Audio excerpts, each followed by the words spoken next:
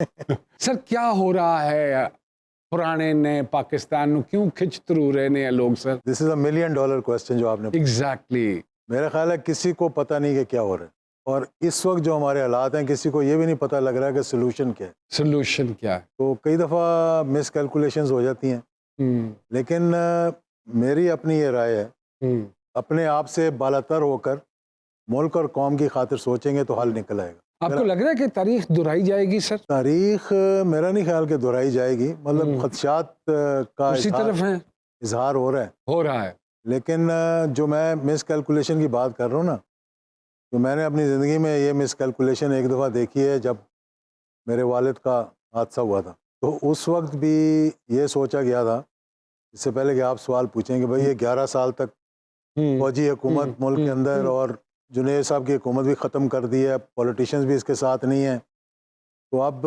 अगर रास्ते से हटा दें तो शायद लोग कहेंगे चलो जी 11 साल थे, अब मामला शायद आगे चल के कुछ खुश हो जाएं लोग। जी बिल्कुल बिल्कुल।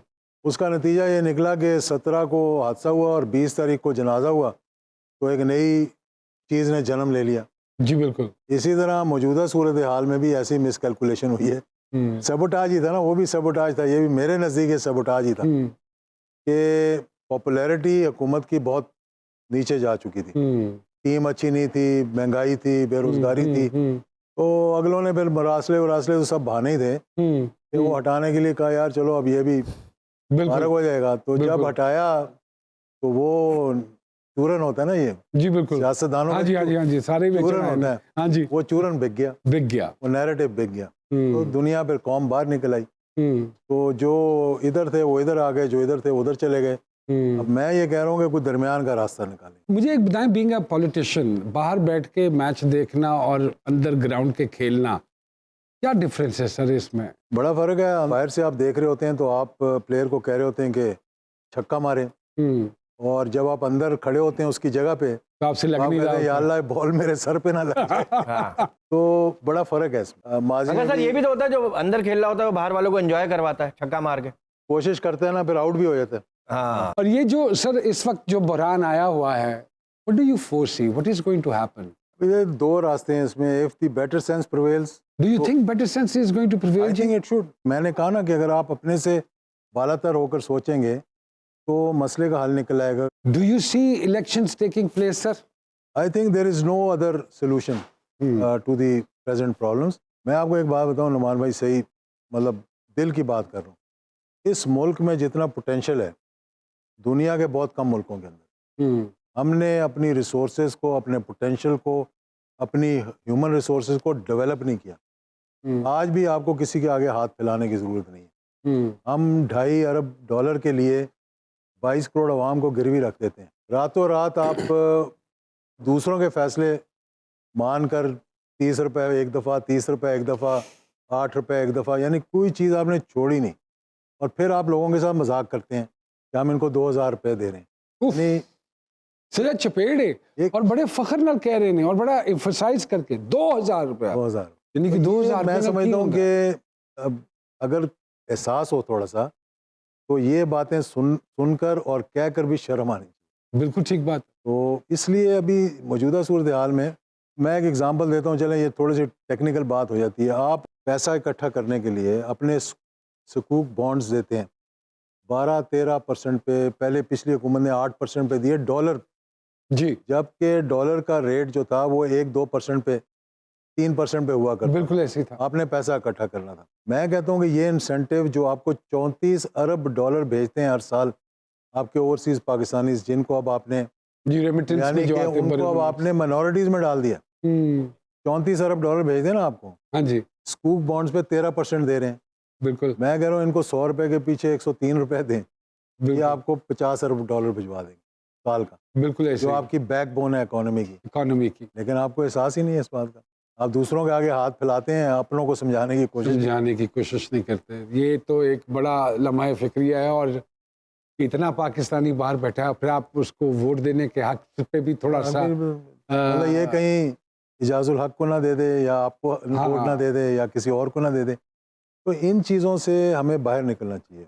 इजाजुल हक साहब हमारे साथ मौजूद हैं, हमारी हिबा खान साहिबा हमारे साथ।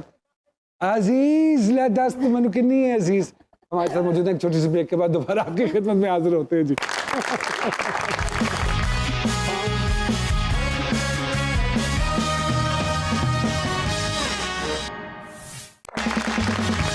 वेलकम बैक टू जी सरकार। तो कितना काम कर चुके हो आप? मैं 8 साल से हूँ इंडस्ट्री में, लेकिन मैंने बहुत कम काम किए।